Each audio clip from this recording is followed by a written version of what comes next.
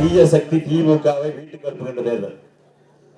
இது அனைத்து இந்திய அண்ணா திராவிட முன்னேற்ற கழகத்தை காட்டிலும் மத்தியில் இருக்கக்கூடிய பாரதிய ஜனதா கட்சி தீய சக்தி திமுகவை ஒழித்தே தீர வேண்டும் என்று இன்றைக்கு அனைத்து இந்திய அண்ணா திராவிட முன்னேற்ற கழகத்தோடு முதலாக கூட்டணி அமைத்து பிற கட்சிகளை இணைத்து இந்த சட்டமன்ற தேர்தலை 17வது சட்டமன்ற தேர்தலை சந்தித்துக் கொண்டிருக்கிறோம்.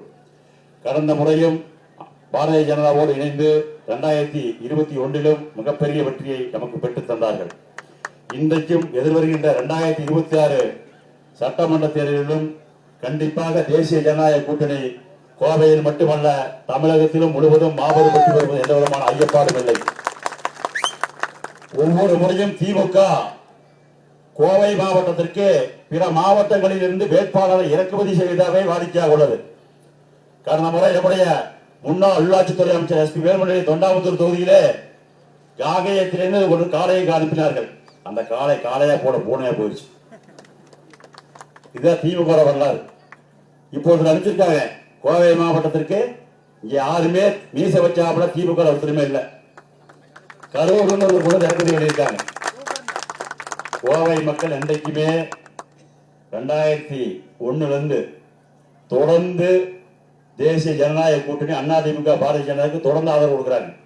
2001 100க்கு 100, 2006 100க்கு 90, 2016 100க்கு 90, திருப்பி 2021 100க்கு 100 கொடுத்தாங்க. ஒரு தொகுதிக்கு அவங்க ஜெயிச்சு முடிச்சது.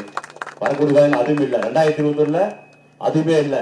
திமுக நேற்றைக்கு கூட பூஜை போட்டு அவர் அறிக்கை கொடுக்கிறாரு. குறைந்த வாக்குகள் தான் கடந்த முறை அண்ணா திமுக 4-5 தொகுதி ஜெயிச்சிருக்காங்க. அதனால இப்ப இருக்கக்கூடிய ஸ்டாலினுடைய அரசு மிக சிறப்பா செயல்படுது. எப்படி சிறப்பா செயல்படுது? வீட்டு வரி உயர்வு, கரண்ட் பில் உயர்வு, குப்பைக்கு கூட வரி போட்ட அரசு திமுக அரசு. இதுக்கெல்லாம் கண்டிப்பா ஒரு முற்றுப்புள்ளி 2026 தேர்தலில் வருவது எந்த சந்தேகம் இல்லை. ஆனா எடப்பாடியார் அப்படி இல்லை. தமிழகத்திலேயே நீளமான பாலம் 1069 கோடி ரூபாய். அது சிங்கநல்லூர் தொகுதியில் 8 கிலோமீட்டர் மேல வருது. கோவை மக்களுக்கு வேண்டி பார்த்து செஞ்ச இயக்கம் அண்ணா திமுக. 10,000 கோடி ரூபாய்க்கு மேல மத்திய அரசோட உறுதுணையோட கோவை மாவட்டத்தில் வளர்ச்சி பணிகளை செஞ்சிருக்கிறோம். இன்னைக்கு நெஞ்ச நிமித்தி ஓட்டு கேட்கக்கூடிய அண்ணா திமுக காரணால மேட்டுப்பாளையம் ரோட்ல பாலம், அவனாசி ரோடு பாலம், திருச்சி ரோடு பாலம், நஞ்சப்பாடு ரோடு பாலம், பொள்ளாச்சி ரோடு விரிவாக்கம், அரசு மருத்துவமனை 130 வேலை தலைமை உயர்த்தி இந்த உறுப்பு மாற்று அறுவை சிகிச்சைக்கு விட்டது அனைத்து இந்திய அண்ணா திமுக. அத்திக்கரை அவனாசி திட்டம் 60 ஆண்டு கால திட்டம் யாருமே கொண்டு வர முடியாது. 28 மாசம் சட்டமன்றத்தில் பல முறை சங்கல்பம் பண்ண பின்னாடி ஈரோட்டில் ஒரு இடைத்தேர்தல் நடந்துச்சு. அந்த இடைத்தேர்தல் தோத்து போவாங்க அச்சத்துல அண்ணாதுரையினுடைய பிறந்த செப்டம்பர் 15 உதவித்தொகை அறியப்படுகிறார். 28 மாசம் கழிச்சு 1000 ரூபாய் கொடுத்தான். அதுக்கு என்ன சொன்னா தெரியுமா? தகுதி வாய்ந்தவருக்கு மட்டும்தான் 1000 ரூபாய்னா. ஓட்டு கேட்கும் போது அப்படி சொல்ல. தமிழகத்தில் இருக்கக்கூடிய 2 கோடி 10 லட்சம் குடும்ப அட்டையாளர் கொடுக்கப்படும். தகுதின்னு என்ன வேணும்? திமுக இருக்கணும், காங்கிரஸா இருக்கணும், கம்யூனிஸ்டா இருக்கணும், அவங்க கைக்கூலியா இருக்கணும். இன்னைக்கு கம்யூனிஸ்டே பயந்து இருக்கிறான்னு தெரியல.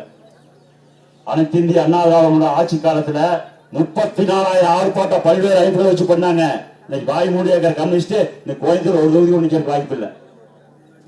இதே திமுக 2016 21 ஒரே தொகுதியை ஜெயிச்சாங்க. இன்னைக்கு அந்த தொகுதி கூட விட்டுட்டு ஓடுறாங்கன்னா என்ன நிலைமை இருக்குன்னு பார்த்து கோயம்புத்தூர் பார்த்துக்கங்க.